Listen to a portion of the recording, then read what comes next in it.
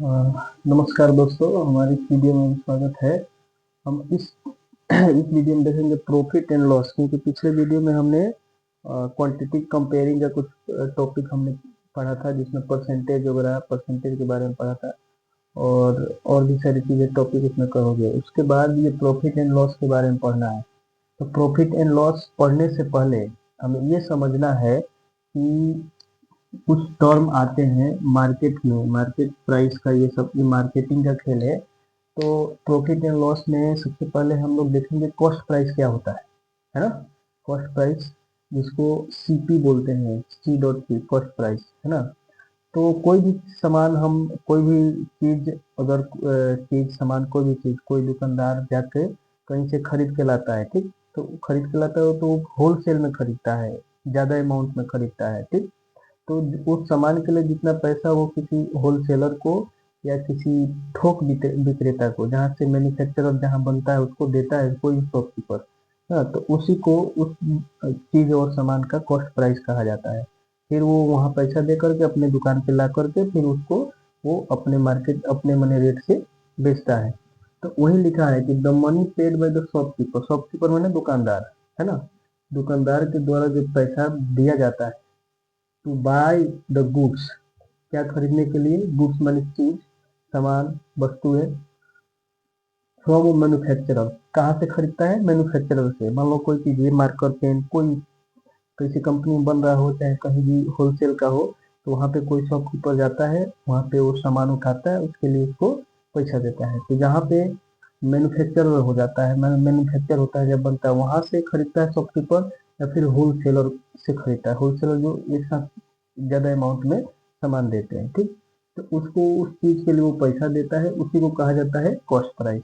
समझ में आया कि कोई भी दुकानदार, है ना, कोई चीज के लिए अगर किसी मैन्युफैक्चरर को या किसी होलसेलर को पैसा, जो पैसा पेड करता है उस सामान को खरीदने के लिए, तो उसी को कहा जाता है कि वो उस चीज का कॉस्ट प्राइस है ना।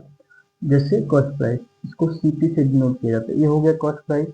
मान लीजिए ये मार्कर है, हम गए तो हमने खरीदा वहां से, किसी मैंने जहाँ ये मार्कर बन रहा है, चाहे कोई होलसेल पे जहाँ पे बहुत सारे मार्कर एक साथ में बिकता है, तो वहाँ पे कोई दुकानदार गया खरीद के लाया, ठीक। तो जितना पैसा इसका दिया, उसी पैसा को कॉस्ट प्राइस कहा जाता है इस मार्कर का, ठीक। ये हो गया। तो वही लिखा है कि the money paid by the shopkeeper to the buy the goods from a manufacturer or wholesaler is called the cost price of the shopkeeper.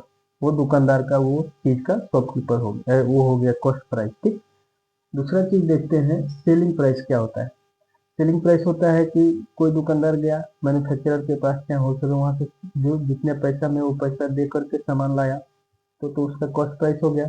फिर वो अपने दुकान पर ला करके जिस रुपया, जिस पैसा में वो बेचता है लोगों को, है ना, वो उस सामान का सेलिंग प्राइस हो गया, ठीक है।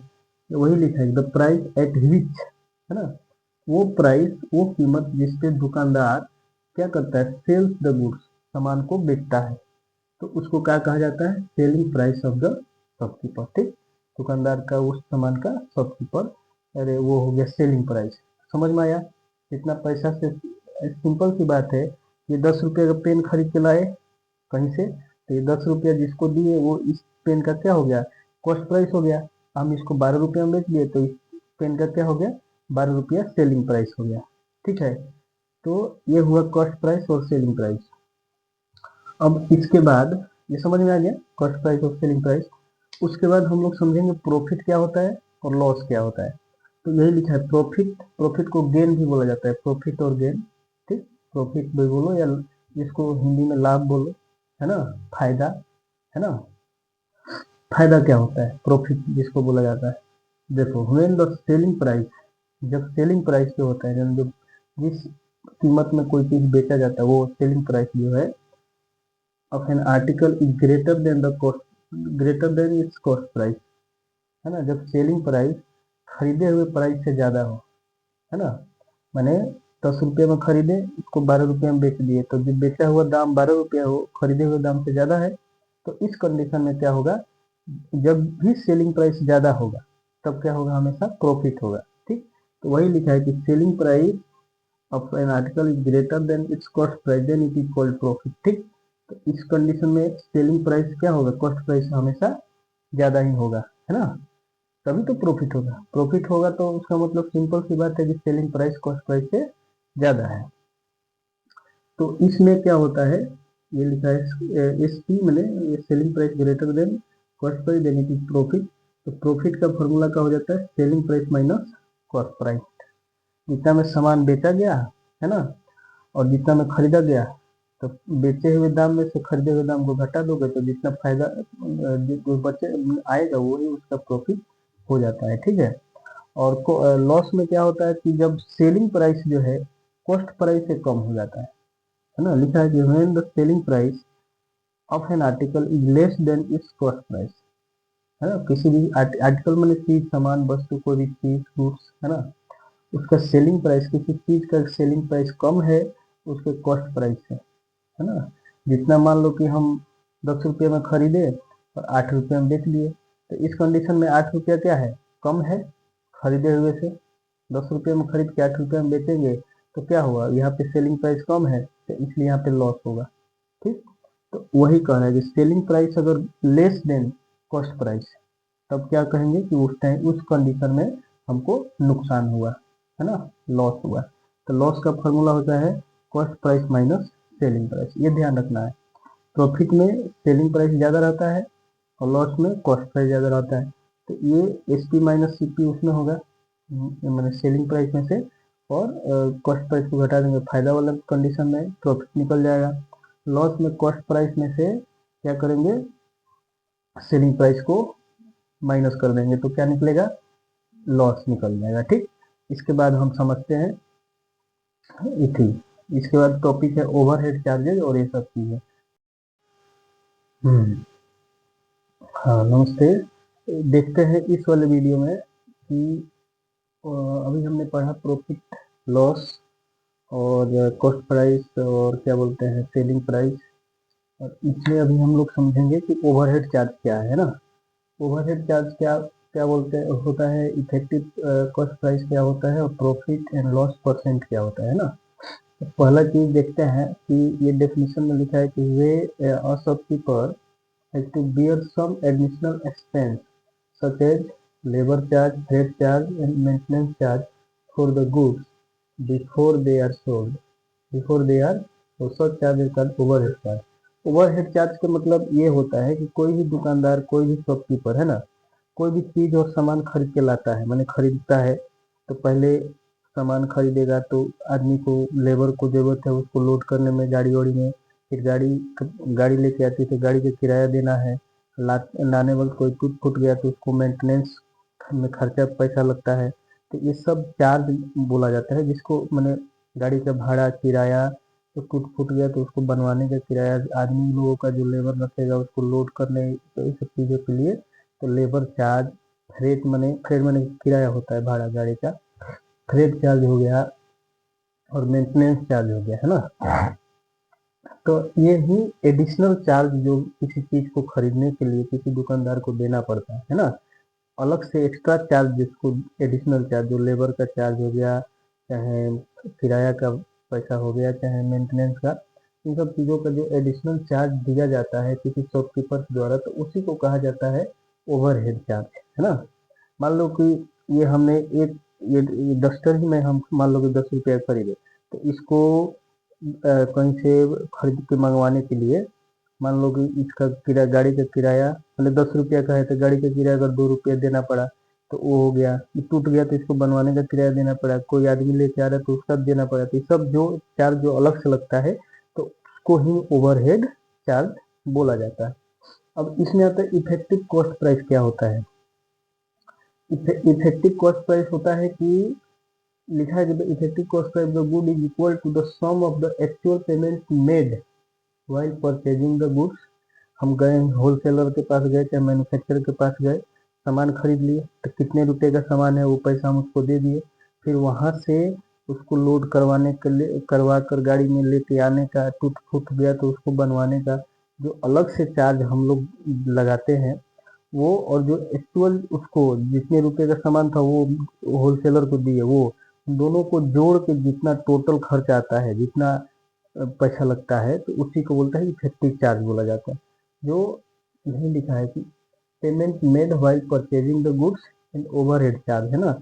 एक्चुअल पेमेंट और ओवरहेड चार्ज का सम यानी जोड़ को ही इफेक्टिव चार्ज बोला जाता है। एक्चुअल पेमेंट 10 रुपये का सामान है तो 10 रुपया उसको देना पड़ा, तो अलग से जो ये लेबर का चार्ज, फ्रेट का चार्ज और मेंटेनेंस का चार्ज जो लगा वो दोनों को जोड़ के जितना पैसा लगता है उसको ही बोला जाता है इफेक्टिव कॉस्ट प्राइस, है ना। अब कहीं क्वेश्चन दे देगा कि ओवरहेड चार्ज इतना लगा, चाहे कॉस्ट इफेक्टिव कॉस्ट प्राइस इतना है, तो वो यही से समझ में आएगा तो बनेगा क्वेश्चन, ठीक। तो अब आता है प्रॉफिट एंड लॉस परसेंट, है ना। प्रॉफिट और लॉस परसेंट क्या होता है, मान के चलो इसमें समझो क्या होता है। टू कंपेयर द प्रॉफिट और लॉस, है ना। प्रॉफिट और लॉस को कंपेयर किया जाता है। कंपेयर करने के लिए टू और मोर सेल, मान लो बहुत सारा चीज, दो या दो से अधिक चीज बेचा गया, तो उसमें कितना परसेंट का फायदा हुआ, कितना परसेंट का नुकसान हुआ, तो कंपेयर किया जाता है ना। उसी को प्रॉफिट एंड लॉस परसेंट के कहा जाता है। तो हम लिखा है usually express profit and loss percent of the cost price, है ना। कॉस्ट प्राइस के हिसाब से हम इसको क्या बोलते हैं, प्रॉफिट और लॉस परसेंट को एक्सप्रेस करते हैं। तो फॉर्मूला होता है प्रॉफिट परसेंट, है ना। कितना परसेंट प्रॉफिट हुआ, इसका फॉर्मूला का कितना प्रॉफिट हुआ वो डिवाइडेड बाय कॉस्ट प्राइस, जितना में खरीदा सामान खरीदा गया है वो इंटू 100, ठीक। ये होता है मेन। उसी तरह लॉस परसेंट निकालना हो तो जितना लॉस हुआ वो कितना में खरीदा गया, कॉस्ट प्राइस कितना है वो इंटू 100, ठीक। तो यही सब चीज है।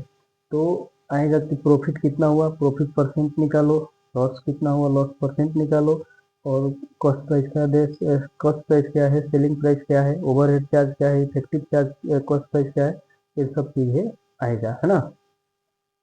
बस अब आगे देखेंगे हम लोग इसके बाद आएगा सिंपल इंटरेस्ट और वो सब चीजें समझेंगे। तो इसमें देखते हैं।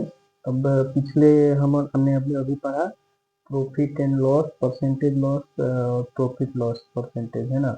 उसमें ओवरहेड, इफेक्टिव चार्जेज, है ना, ये सब चीजें पढ़ा। अभी अब अगला टॉपिक हमारा है सिंपल इंटरेस्ट। सिंपल इंटरेस्ट इसका ये लास्ट टॉपिक है। सिंपल इंटरेस्ट क्या होता है इसके बारे में समझना है ना। तो इससे पहले हम लोग समझते हैं कि दो तीन ये वर्ड है, लेंडर, बोरोवर, लोन, ये सब क्या होता है ना।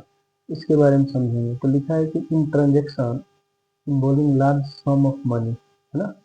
किसी भी पैसे का लेन देन में जब ज़्यादा पैसे का लेन देन होता है तो उसी में लिखा है involving large sum of money, है ना। पैसे, ज़्यादा पैसे का लेन देन में क्या होता है, सच बाइंग, जैसे कोई घर खरीदना हो, कार खरीदना हो, कोई जमीन खरीदना हो, है ना, उसमें क्या होता है ज़्यादा पैसे का लेन देन होता है ना। तो उसमें हम लोग क्या करते हैं कि किसी से हम लोग पैसा उधार लेते हैं, ठीक। किसी से क्या करते हैं, पैसा उधार। पैसा किससे लेते हैं, तो बैंक से लोन लेते हैं, या बैंक से लेते हैं, चाहे किसी इंडिविजुअल आदमी से लेंगे, चाहे किसी उससे लेंगे, किसी एजेंसी से लेंगे, तो उसको ही कहा जाता है बोरो मनी। पैसों को लेने में, पैसा किससे उधार लिया जाता है उसको इसमें सिंपल इंटरेस्ट में मैथमेटिकली में बोरो कहा जाता है। पैसे को लेने के लिए क्या कहते हैं, बोरो। तो कल we borrow money either from a bank or individual or from other agency, ठीक। समझ में आया कि पैसा बोरो किया जाता है, ठीक। अब कह रहा है कि जो पैसा देता है, मतलब कोई बैंक दिया, चाहे कोई एजेंसी दिया, कोई चाहे कोई पर्सनल इंडिविजुअल आदमी दिया, तो जो पैसा देता है उसको लेंडर कहा जाता है, ठीक। लेंडर कहा जाता है। लिखा है कि the bank, individual or some agency from which we borrow the money, जिससे हम पैसा लेते हैं उसको क्या कहेंगे, लेंडर, ठीक है। और जो पैसा लेता है तो वो कहलाता है बोरोवर, ठीक है। मान लो कि हम पैसा लिए तो हम बरोबर हो गए, जिससे पैसा लिए, जो पैसा हमको दिया वो लेंडर हो गया। और जो इन सब बीच में ट्रांजेक्शन होता है ना, तो उसमें पैसों को लेने वाला जो टर्म आता है उसको क्या कहते हैं, बोरो कहा जाता है। और जितना अमाउंट, जितना पैसा लेन देन होता है उसको कह दिया जाता है लोन। समझ में आया, उसको क्या कहते हैं, the money borrowed is known as loan, ठीक। तीन वर्ड आ गए, बोरो क्या है, लेंडर क्या है, लोन क्या है, ठीक। कि पैसा जो लेता है वो बरोबर हो गया, पैसा जो देता है वो लेंडर हो गया, और जितना पैसा कोई लेता देता है जो अमाउंट होता है उसको लोन कहा जाता है। नहीं होता है कि 10 लाख का लोन 20 लाख का लोन हुआ है, तो उसी तरह से अब इसी में एक ये सब समझने के बाद एक चीज आता है प्रिंसिपल। प्रिंसिपल क्या है ना। प्रिंसिपल वो नहीं, प्रिंसिपल जो स्कूल में वाइस प्रिंसिपल वो सब नहीं, ये अलग प्रिंसिपल माने पैसे की बात है, कैपिटल है ना। ये लिखा है कि the money borrowed bye the borrower, कितना मान लो बोरोवर समझ में आया ना, जो पैसा लेता है वो बोरोवर है। तो जो पैसा कोई बोरोवर लेता है, बोरो माने लेना, अब बोरोवर माने जो पैसा लेता है, the money borrowed by borrower from a lender known as the principal or from. समझ में आया कि जितना माने कोई आदमी किसी से पैसा जितना लेता है, जितना पैसा लेता है उसी को प्रिंसिपल कहा जाता है। जो अभी हमने लोन समझा था कि जितना अमाउंट का पैसा लिया वो लोन हो गया, इसमें सिंपल इंटरेस्ट निकालने में प्रिंसिपल में इसको इस वर्ड को प्रिंसिपल में कह दिया जाता है। प्रिंसिपल कितना है, ठीक है, कि कोई पैसा कितना लिया, मान लो किसी से हम किसी लेंडर से कुछ पैसा लिए, तो देने वाला लेंडर हो गया, लेने वाले हम बरोबर हो गया, जो पैसा लिए वो प्रिंसिपल में काउंट होता है, प्रिंसिपल हो गया। ठीक, तो वही लिखा है the money borrow by the borrower. ठीक, बोरो माने लेना, अब बोरोवर माने जो पैसा लेता है, मनी क्या लेता है, मनी पैसा लेता है फ्रॉम अ लेंडर, किससे लिया, लेंडर से, तो उसी को कह दिया जाता है प्रिंसिपल, और या फिर सम, क्या बोलते हैं, प्रिंसिपल, प्रिंसिपल। ठीक है, अब ये समझ में आ गया कि प्रिंसिपल क्या है, कि बोरोवर के द्वारा लेंडर से जो पैसा लिया जाता है उसको प्रिंसिपल कहा जाता है। अब आया इंटरेस्ट। इंटरेस्ट क्या है, मेन जो मुद्दा है कि हम लोग इंटरेस्ट क्या होता है। तो एडिशनल लिखा है, एडिशनल मनी है ना, पेड बाय द बोरोवर। ठीक, बोरोवर मन जो पैसा लिया हुआ है वो कुछ एक्स्ट्रा पैसा दिया किसको, लेंडर को। मानो कि जिससे हम पैसा लिए किसी से, तो मान लो 10 रुपया लिए, ठीक, तो 10 उसको हम जब वापिस करेंगे तो 10 रुपया के 10 रुपया तो उसको देंगे ही देंगे, उसके अलावा जो पैसा देते हैं एडिशनल मनी, उसी को इंटरेस्ट कहा जाता है। 10 रुपया लेके हम अपना काम किए, उसके बाद जब हम उसको वापिस करने गए तो उसमें कुछ पैसा ऐड करके उसको देना पड़ता है, तो उसको क्या कह दिया जाता है, इंटरेस्ट। हिंदी में उसको ब्याज बोलते हैं। समझ में आया, एडिशनल मनी बोला, the additional money paid by the borrower to the lender for having use his money. उसका पैसा इस्तेमाल करके लिमिटेड टाइम पीरियड के बाद जब उसको दिया जाता है तो कुछ पैसा उसमें एडिशनल मनी ऐड करके दिया जाता है लेंडर को, तो उसको इंटरेस्ट कहा जाता है। ठीक, जिसको ब्याज बोलते हैं। ठीक है, अब आगे इसमें समझना अमाउंट क्या है और सिंपल इंटरेस्ट क्या है। ठीक, इसमें देखते हैं सिंपल इंटरेस्ट में अभी हमने पढ़ा प्रिंसिपल क्या है, बोरो क्या है, लोन क्या है, उसके बाद उसमें पढ़े थे कि लेंडर क्या होता है, बोरोवर क्या होता है, बोरो क्या होता है, ये सब चीज़ें हमने देखा। अभी हम समझेंगे कि अमाउंट क्या है। इंटरेस्ट भी हमने समझाया कि एडिशनल चार्ज जो बोरो को देना पड़ता है लेंडर को, तो उसको क्या बोलते हैं, इंटरेस्ट। अब समझेंगे अमाउंट, है ना, अमाउंट क्या है। पर the total money the borrower paid back to the lender at the end of specified time, है ना, end of specified time period is called the amount। Amount क्या होता है कि अभी हमने बताया था कि इंटरेस्ट जो होता है, जब किसी से हम पैसा लेते हैं तो कुछ समय के बाद अपना काम करके जब उसको वापस पैसा देना पड़ता है तो एक एक्स्ट्रा पैसा उसको देना पड़े, एडिशनल पैसा उसको ऐड करके देना पड़ता है, जिसको इंटरेस्ट कहते हैं। तो मान लो कि 10 रुपया हम किसी से लिए, बाद में उसको हम 15 रुपया देना है, तो 5 रुपया उसका इंटरेस्ट हो गया। 10 रुपया उससे हम लिए थे, तो टोटल अमाउंट क्या हो गया, 10 रुपया जो लिए थे वो, प्लस जो 5 रुपया एडिशनल चार्ज पे जो हमने इंटरेस्ट उसका हुआ वो जोड़ के दिए, टोटल 15 रुपया दिए, तो वही टोटल अमाउंट बोला जाता है ना। तो वही लिखा है total money the borrower pay back to the lender at in the specified time period ना। कितना अमाउंट, टोटल मनी अगर इंटरेस्ट और प्रिंसिपल के साथ जोड़ के जो देना पड़ता है लेंडर को, तो उसको क्या बोलते हैं, अमाउंट। उसका फॉर्मूला होता है amount equal principal plus interest, इसको ए से अमाउंट, सी से प्रिंसिपल, आई से इंटरेस्ट। समझे कि नहीं? क्वेश्चन दे देगा कि इतना रुपया 10,000 रुपया लिया 2 साल के लिए, है ना, 5% के रेट से, तो इंटरेस्ट कितना हुआ? तो इंटरेस्ट निकले, एक कहेगा कि इंटरेस्ट बताओ, सिंपल इंटरेस्ट कैलकुलेट करो, उसके बाद कितना अमाउंट उसको वापस करना पड़ेगा। तो इस वाले फार्मूला से हम निकालेंगे इंटरेस्ट जितना आएगा वो, और जितना पैसा उससे लिए थे वो, दोनों जोड़ के जितना वापस करना पड़ता है उसी को कहा जाता है अमाउंट। ठीक। अब आया सिंपल इंटरेस्ट। सिंपल इंटरेस्ट क्या होता है? If interest is calculated uniformly on the original principal. Original principal जितना पैसा लिए हैं उसी पैसे के ऊपर जो इंटरेस्ट कैलकुलेट किया जाता है। लोन लोन पीरियड है ना, थ्रू आउट द लोन, जितना समय से, मान लो किसी से हम 10,000 रुपये लिए 5 साल के लिए, 5 साल तक जो है 10,000 रुपये पर ही इंटरेस्ट कैलकुलेट होगा, तो उसको सिंपल इंटरेस्ट। एक होता है कंपाउंड इंटरेस्ट जिसको चक्रवृद्धि ब्याज बोला जाता है, कि 5% पे लिए 10,000 रुपया, तो हर साल जो इंटरेस्ट होगा उसमें जोड़ के फिर उस पर ब्याज बढ़ने लगता है। उस तरह से नहीं, मैंने जितना प्रिंसिपल लिए हैं उसी पर through out loan time period पे जितना ब्याज कैलकुलेट किया जाता है उसको ही सिंपल इंटरेस्ट कहा जाता है। Loan period is called simple interest. Simple interest का फॉर्मूला होता है principal into rate into time upon में 100, ये होता है। यहाँ पे ये फॉर्मूला याद रखना है, simple interest equal to P into R into P upon 100। ठीक। तो अभी हमने पूरा समझा simple interest, amount, interest, lender, borrower, ये सारा चीजें समझा।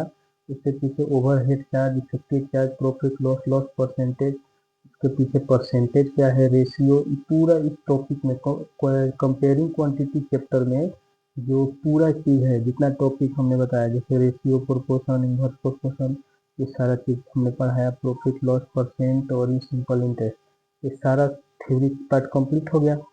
अभी इस पे एक्सरसाइज करना है। ठीक। सिंपल इंटरेस्ट के एग्जांपल में हम एक दो बता देते हैं। देखो, जैसे इसको मिटा देते हैं। देखो, अभी हम तुम्हें बताते हैं कि मान के चलो क्वेश्चन में आता है कि कह देगा कि कोई आदमी जो है वो 10,000 रुपया लिया है ना, कितना लिया? 10,000। 10,000 रुपया किया लिया, प्रिंसिपल दे देगा। रेट क्या है? रेट 5% इंटरेस्ट, 6%, 7%, अलग अलग रहता है। बैंक आजकल लोन दे रही है 12% पे, 4% इंटरेस्ट पे देती है ना, तो मान के जो 5% पे लोन दे दिया। कितना साल के लिए? 5 साल के लिए। टाइम कितना दे दिया? कितना? 5 ईयर्स। कितना दे दिया? 5 ईयर्स। तो कहेगा कि सिंपल इंटरेस्ट क्या होगा? बताइए, इसका इंटरेस्ट निकाल के बताओ। ठीक है, तो फॉर्मूला हमने क्या बताया था? सिंपल इंटरेस्ट का formula P into R into P divided by 100। ये P इंटू में मल्टीप्लाई में है ना, P R T into R into P by 100 होता है। और ये कह देगा कि सिंपल इंटरेस्ट कितना होगा और अमाउंट कितना होगा, दोनों निकालने के लिए कहेगा। ठीक है, तब देखो पी की जगह पर हम क्या लिख देंगे? 10,000 प्रिंसिपल, क्योंकि 10,000 रुपया लिया है। वो क्वेश्चन में से है कि 10,000 रुपया किसी से लिया और 5% ब्याज पर, है ना, 5% इंटरेस्ट पर किसी से 10,000 रुपया लिया, 5 साल के बाद उसको कितना ब्याज देना पड़ेगा और कितना पैसा वापस करना पड़ेगा, इस तरह के क्वेश्चन आएगा। ठीक। तो सबसे पहले हम ब्याज निकालेंगे। देखो, तो ये प्रिंसिपल लिख देंगे, आर की जगह पर 5%, पी की जगह पर 5 डिवाइडेड बाई 100। तो नीचे 100 क्यों आएगा? क्योंकि ये परसेंटेज में है, तो इसको फ्रैक्शन में करेंगे तो नीचे में 100, समझे कि नहीं? तो इस तरह से अब ये 2 जीरो से 2 जीरो कैंसिल हो जाएगा। ठीक। ये मल्टीप्लाई 50 25 कर दो और 2 जीरो इधर लगा दो, तो उसको 2500 रुपया ब्याज देना पड़ेगा। तो ये तो इंटरेस्ट हो गया। क्या हो गया? तो जब उसको वापस टोटल अमाउंट देना पड़ेगा तो हमने क्या बताया था, प्रिंसिपल प्लस इंटरेस्ट। प्रिंसिपल कितना था 10,000 और इंटरेस्ट कितना लिया आया 2500। तो दोनों को जोड़ेंगे तो कितना आएगा 10,000। देखो यहाँ पे 2 जीरो से 2 जीरो 5 इतना, तो उसको वापस कितना करना पड़ेगा 12,000। 10,000 लिया लेकिन उसको 5% इंटरेस्ट पे 5 साल के बाद उसको इतना पैसा देना पड़ेगा, क्योंकि ये तो उसका प्रिंसिपल 10,000 तो 10,000 उसको इतना इंटरेस्ट देना पड़ेगा 2500। ठीक, तो इस तरह से क्वेश्चन आएगा। ठीक, और वो भी दे देगा कि मान के चलो अमाउंट दे देगा, प्रिंसिपल नहीं दिया रहेगा। मान के चलो यही क्वेश्चन भी देखो कि कह देगा अमाउंट दे दिया प्रिंसिपल नहीं है ना, ये कह दिया टोटल अमाउंट उसको वापस करना पड़ा, प्रिंसिपल निकालिए कितना होगा, इंटरेस्ट दे देगा 2500, रेट दे देगा 5%, टाइम दे देगा 5 ईयर्स। तो प्रिंसिपल निकालना हो कैसे निकालोगे, इस वाले फार्मूला से। यहाँ पे ये दिया हुआ अमाउंट इंटरेस्ट दिया है, पी निकालना तो माइनस कर देंगे इधर लग। देखो यही पे समझ लो, हम लोग जानते हैं कि amount equal to principal plus interest है ना। तो अमाउंट 12,500 है, प्रिंसिपल निकालना है, इंटरेस्ट 2500 दिया हुआ है, या ना 2500 इंटरेस्ट। तो यहाँ से पी निकल जाएगा, इधर ले कर दो माइनस, माइनस 2500, तो कितना आ जाएगा ये 10,000। ठीक, इस तरह से क्वेश्चन बनेगा और सॉल्व करना है। एक्सरसाइज 7.1 और 7.2 कंप्लीट करेंगे और करना है। ठीक।